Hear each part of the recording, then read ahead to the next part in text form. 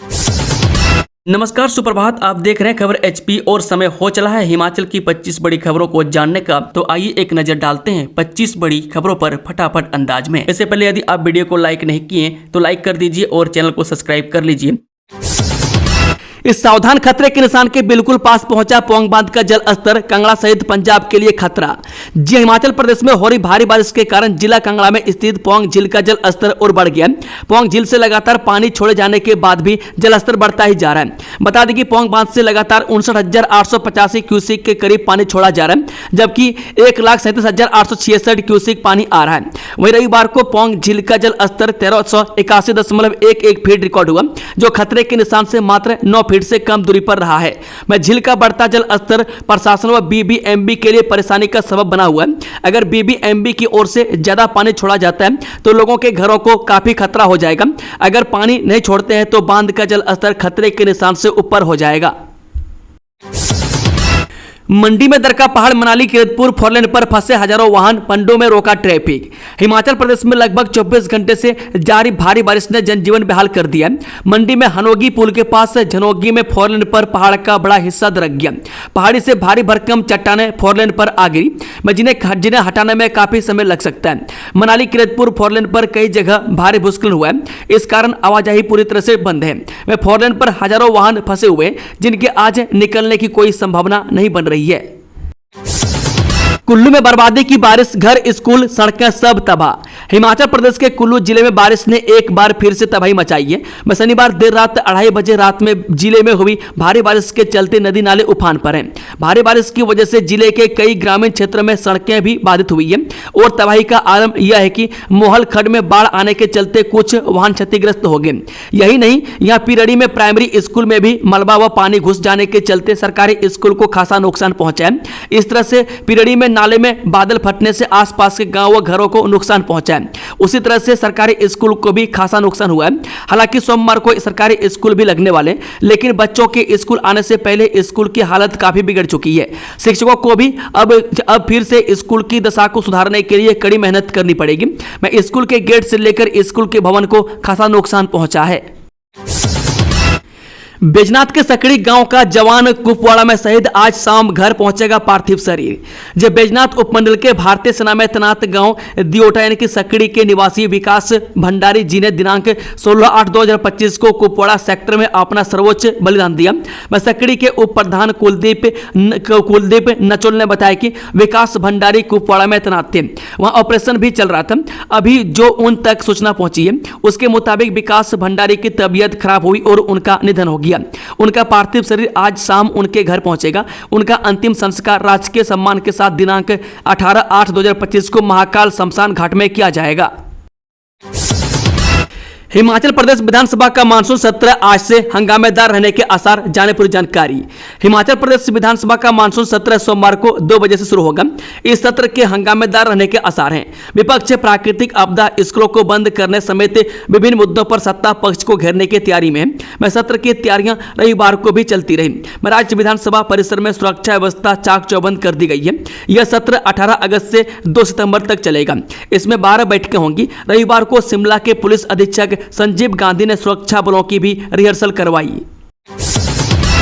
हिमाचल में बारिश का तांडव, पनारसा, टकोली और नगवाई में बाढ़ से तबाही, गाड़ियां बही, कई घरों में घुसा पानी, मलबा। हिमाचल प्रदेश के मंडी जिले में बारिश ने एक बार फिर से तबाही मचाई है। ओट तहसील के कुछ स्थानों पर बीती रात और आज सुबह हुई भारी बारिश ने जमकर तबाही मचाई। यहां कुछ स्थानों पर फ्लैश फ्लड की घटनाएं सामने आई है। वह पनारसा, टकोली और नगवाई में फ्लैश फ्लड के कारण काफी ज्यादा नुकसान हुआ है। वह ऊपर पहाड़ी पर जमकर हुई बारिश के कारण बहुत सा मलबा बहकर हाईवे तक आ पहुंचा, जिससे कई घरों में पानी और मलबा घुसने के साथ ही कई वाहन भी इसकी चपेट में आ गए हैं। बता दें कि चंडीगढ़ मनाली नेशनल हाईवे इस मलबे के कारण यातायात के लिए बाधित हो गया। हालांकि हाईवे पर अन्य स्थानों पर भूस्खलन की घटनाएं भी सामने आई है, जिस कारण भी हाईवे यातायात के लिए बंद हुआ है। ऊना हमीरपुर जिले फॉरेन से जुड़ेंगे डीपीआर कंसल्टेंसी के लिए टेंडर जारी, जाने विस्तार से। जब ऊना हमीरपुर वया भोटा फॉरेन निर्माण के लिए सड़क परिवहन एवं राजमार्ग मंत्रालय ने डीपीआर निर्माण कंसल्टेंसी के लिए टेंडर जारी किया है। ऐसे में यह दोनों जिले अब फॉरेन से जुड़ेंगे। मैं ऊना के लठियानी में गोविंद सागर पर प्रस्तावित उत्तरी भारत के सबसे लंबे केबल स्टेड ब्रिज के दोनों ओर से लठियानी और बिहडू को फॉरेन से जोड़ा जाएगा। मैं केंद्रीय मंत्रालय के आदेशों पर पीआईयू यूनिट हमीरपुर ने डीपीआर निर्माण कंसल्टेंसी के लिए प्रक्रिया शुरू कर दी है। मैं लठियानी बिहड़ू केबल स्टेड ब्रिज के बनने से ऊना से हमीरपुर की दूरी 21 किलोमीटर कम हो रही है, जबकि अब फॉरेन के निर्माण यह दूरी और घटेगी। मैं खास बात यह है कि यह फॉरेन 182 किलोमीटर दूरी वाले प्रस्तावित शिमला कांगड़ा फॉरेन से भोटा क्षेत्र में जुड़ेगा। मुख्यमंत्री सुक्खू ने मंडी कुल्लू और किन्नौर में भारी बारिश से उत्पन्न स्थिति की समीक्षा की। मुख्यमंत्री सुखविंदर सिंह सुक्खू ने आज जिला मंडी कुल्लू और किन्नौर में लगातार भारी बारिश से उत्पन्न स्थिति की समीक्षा की। उन्होंने प्रभावित जिला के उपायुक्तों से व्यक्तिगत रूप से बात कर क्षति की विस्तृत रिपोर्ट भेजने के निर्देश दिए। मुख्यमंत्री ने जिला प्रशासन को प्रभावित परिवारों को हर संभव सहायता प्रदान करने के निर्देश दिए। उन्होंने संबंधित अधिकारियों को अवरुद्ध सड़कों की बहाली एवं राहत कार्य में तेजी लाने को भी कहा। उन्होंने लोगों से नदियों और नालों से दूर रहने और समय समय पर जिला प्रशासन द्वारा जारी दिशा निर्देशों का कड़ाई से पालन करने का आग्रह किया। अमर उजाला के अभियान का असर, जर्जर स्कूल भवनों से शिफ्ट होंगे बच्चे, मरम्मत कार्यों के लिए 16 करोड़ रुपए जारी। हिमाचल प्रदेश के जर्जर स्कूल भवनों में पढ़ाई कर रहे बच्चों को अब जल्द ही सुरक्षित स्थानों पर शिफ्ट किया जाएगा। इन भवनों की मरम्मत और पुनर्निर्माण के लिए राज्य सरकार ने 16 करोड़ रुपए मंजूर कर दिए हैं। अमर उजाला के ये कैसी पाठशाला अभियान के तहत प्रकाशित खबरों पर शिक्षा मंत्री रोहित ठाकुर ने संज्ञान लेते हुए यह फैसला लिया है। अभियान के तहत कई जिलों में स्कूल भवनों की खस्ता हाल स्थिति को उजागर किया गया, जिससे बच्चों की सुरक्षा पर गंभीर सवाल खड़े हुए हैं। मैं शिक्षा मंत्री ने स्पष्ट निर्देश दिए हैं कि जिन स्कूल भवनों की स्थिति जर्जर हो चुकी है उन्हें चिन्हित कर बच्चों को तुरंत वैकल्पिक सुरक्षित स्थानों पर स्थानांतरित किया जाए। 19 अगस्त को विधानसभा का घेराव करेंगे दृष्टिबाधित। दृष्टिबाधितों ने प्रदेश सरकार को 19 अगस्त तक का अल्टीमेटम दिया था, लेकिन इस अवधि में सरकार की ओर से मामले पर कोई उचित कार्रवाई नहीं की गई। ऐसे में अब दृष्टिबाधित 19 अगस्त को विधानसभा का घेराव करेंगे। दृष्टिबाधितों का आरोप है कि सरकार के पास अभी भी बैकलॉग कोटे का सही डाटा नहीं है। बीते दिनों मामले पर विभाग के अधिकारियों के साथ बैठक हुई, लेकिन इसमें कोई फैसला नहीं हो सकता। दृष्टिबाधितों का कहना है कि सरकार रोस्टर को सही से फॉलो नहीं कर रही है। दृष्टिहीन जन संगठन सरकार से चतुर्थ कर्मचारियों के बैकलॉग पदों को भरने की मांग कर रहा है। आपदा में भ्रष्टाचार की सीमाएं लांघ गए कांग्रेसी जयराम ठाकुर। जब प्राकृतिक आपदा की तरह व्यवस्था परिवर्तन का नारा देने वाली कांग्रेस सरकार भी एक आपदा है तथा इस आपदा में सभी कांग्रेसी भ्रष्टाचार की सीमाएं लांघ गए हैं। पूर्व मुख्यमंत्री एवं नेता प्रतिपक्ष जयराम ठाकुर ने धर्मपुर विधानसभा क्षेत्र के दौरे के दौरान धर्मपुर और चौलथरा में कहा कि दिसंबर 2022 से कांग्रेस सरकार आपदाएं साथ लेकर आई है। जहां महेंद्र सिंह ठाकुर छोड़कर गए, आज धर्मपुर वहीं खड़ा है। जयराम ने कहा कि मैं सुन रहा हूं कि यहां भी कांग्रेस के विधायक ने 2.5 साल में ही करोड़ों रुपए की कोठी बना ली। ये जनाब भी बहुत जल्दबाजी में है और यह भी एक आपदा है। इसके अलावा मेरे यहाँ भी एक नेता है जो पंचायत का प्रतिनिधि तक नहीं है, लेकिन सुक्खू की सरकार में एक नहीं 3 जगह कोठियां बना ली। आरंग और बथेरी में बादल फटने से भारी तबाही, 11 घर जमींदोज। चौहार घाटी की ग्राम पंचायत सनवाड़ के आरंग और ग्राम पंचायत बथेरी में बादल फटने के बाद नाले में आई बाढ़ ने कई घरों को अपनी चपेट में ले लिया।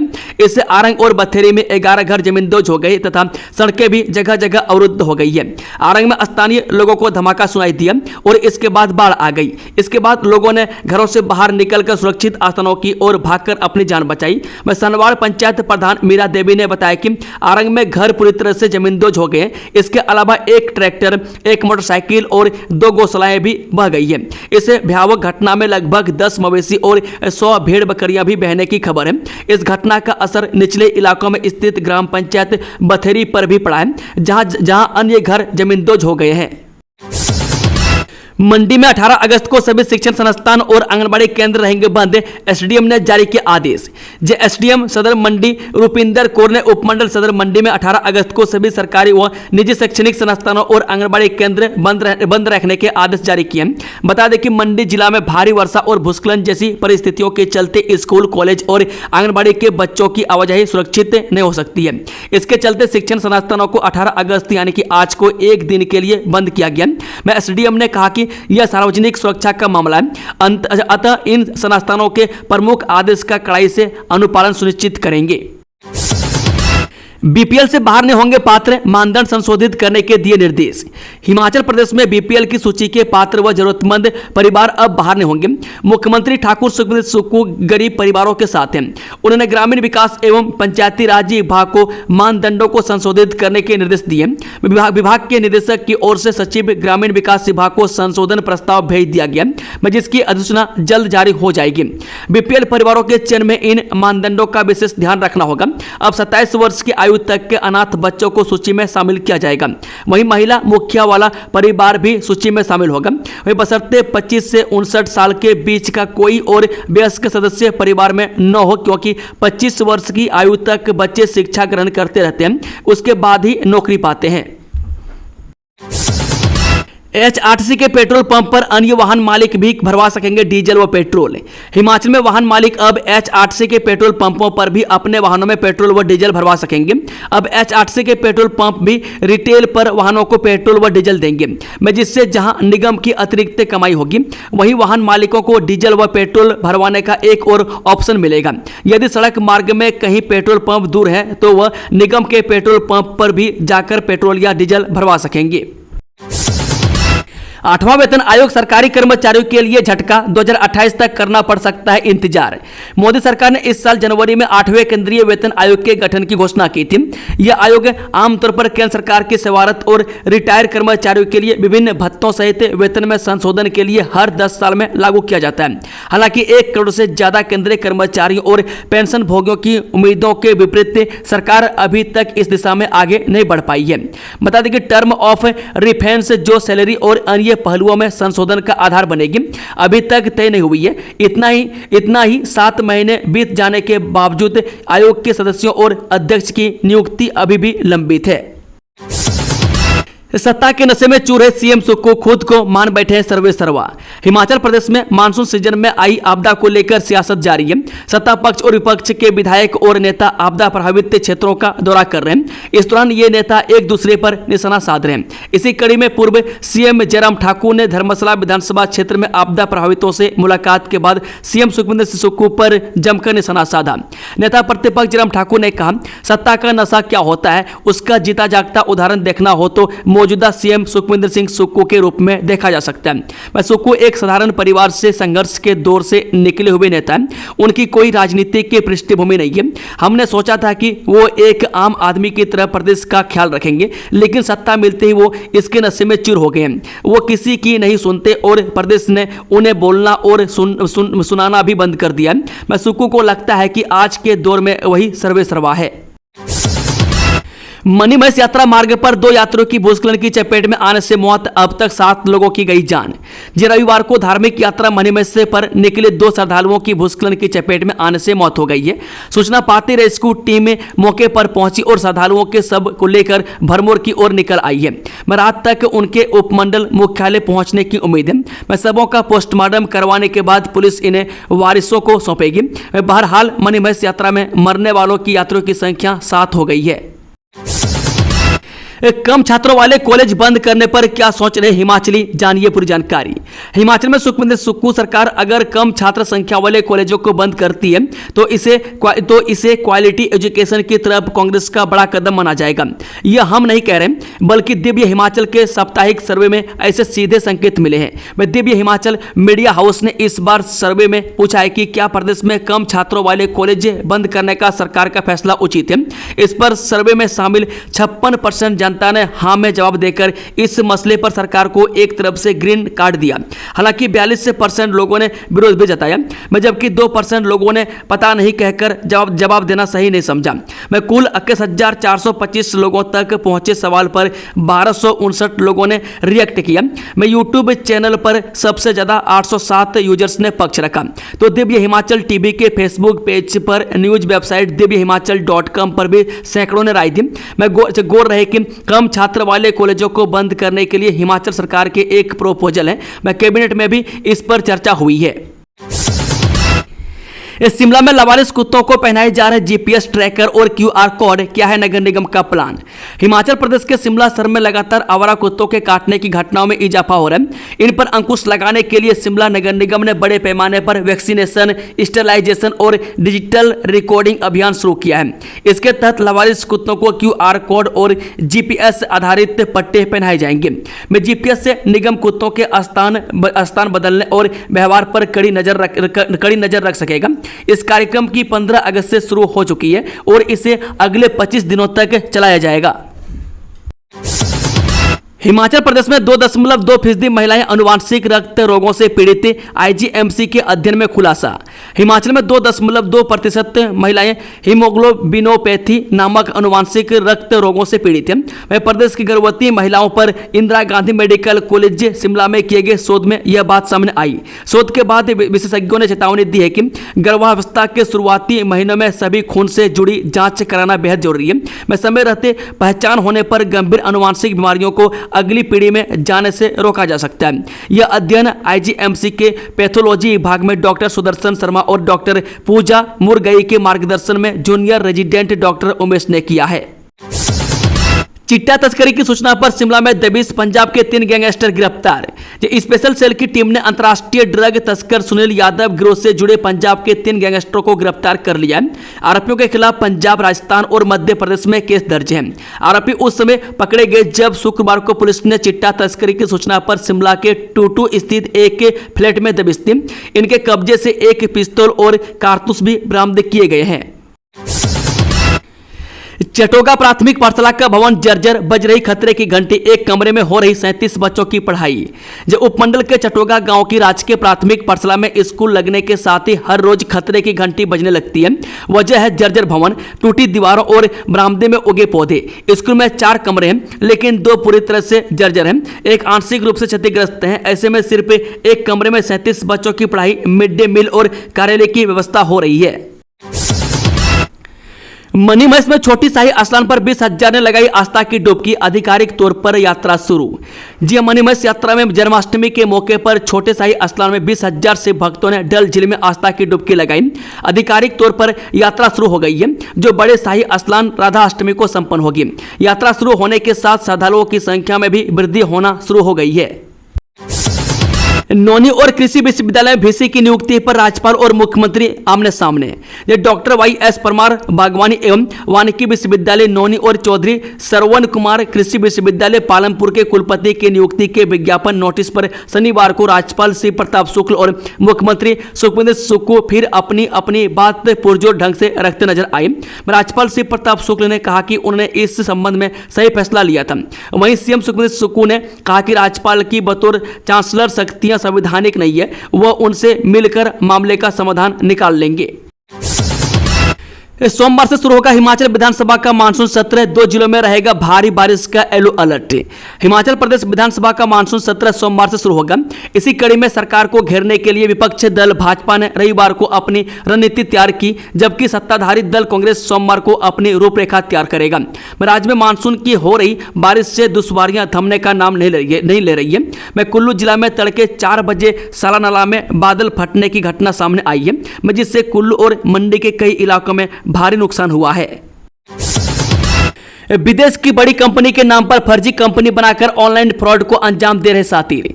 जो ऑनलाइन ठगी के मास्टरमाइंड रोजाना अलग अलग तरह के ऑनलाइन पैतरे अपनाकर लोगों को ठगी का शिकार बना रहे हैं। ठगी के तहत ऑनलाइन साथी एपीके, जेपीजी फाइल, फोटो, योजनाओं के लिंक व व्हाट्सएप में फर्जी लिंक जैसे माध्यमों का उपयोग करते रहे। लेकिन अब विदेश की एक बड़ी कंपनी के नाम पर ऑनलाइन साथी आम जनता से ऑनलाइन फ्रॉड को अंजाम दे रहे हैं। साइबर क्राइम थाना धर्मशाला के अनुसार इस ऑनलाइन माध्यम के तहत ऑनलाइन साथी उपरोक्त बड़ी प्रतिष्ठित कंपनी के नाम पर फर्जी कंपनी बनाकर लोगों को ईमेल व लिंक भेज रहे हैं। लोग बड़ी कंपनी का नाम सुनकर साथियों के झांसे में आकर इस फर्जी कंपनी में निवेश कर रहे हैं। किसानों की मेहनत पर फिरा पानी, 19 परिवारों की फसल तबाह। जो इस वर्ष हो रही भारी बरसात से जहां आम जन का जीवन अस्त व्यस्त होकर रह गया, वहीं किसानों पर भी इसका सीधा असर पड़ा है। बिलासपुर जिले के कहाली गांव के करीब 19 परिवारों की टमाटर की फसल पूरी तरह से चौपट हो गई है। बारिश और धूप की कमी के कारण टमाटर के पौधे सड़न रोग की चपेट में आ गए, जिससे किसानों की आमदनी आधी रह गई। गांव के किसान मंगल सिंह, हरिदास, कृष्णुराम, नारायण सिंह, रूपलाल, पुनीत व मनोज ने बताया कि उन्हें इस सीजन में बेहतर पैदावार की उम्मीद थी। किसानों के मुताबिक शुरुआत में लुधियाना और दिल्ली की आजादपुर मंडी में टमाटर के अच्छे भाव मिले, लेकिन भारी बारिश के कारण पौधे नष्ट हो गए, जिससे समय पर उचित पैदावार नहीं हो पाई तथा बाद में बाजार में रेट भी कम गिर गए हैं। सीपी राधाकृष्णन कौन है? उपराष्ट्रपति चुनाव के लिए एनडीए बनाया उम्मीदवार। जब भाजपा के नेतृत्व वाले एनडीए ने भारत के उपराष्ट्रपति चुनाव के लिए सीपी राधाकृष्णन को उपराष्ट्रपति बनाया। राधाकृष्णन वर्तमान में महाराष्ट्र के राज्यपाल हैं। उपराष्ट्रपति पद के लिए 9 सितंबर को चुनाव होगा। भाजपा अध्यक्ष जेपी नड्डा रविवार को एनडीए के उम्मीदवार के रूप में सीपी राधाकृष्णन के नाम की घोषणा की। बता दें कि सीपी राधाकृष्णन का उपराष्ट्रपति बनना तय माना जा रहा है, क्योंकि निर्वाचक मंडल में एनडीए को पूर्ण बहुमत है। दोस्तों, खबरों का सिलसिला ही समाप्त होता है। अगर जानकारी पसंद आई तो वीडियो को लाइक, शेयर, चैनल को सब्सक्राइब जरूर कर लें और कमेंट बॉक्स में अपना फीडबैक देना ना भूलें। Thank you, all the best. जय हिंद, जय हिमाचल।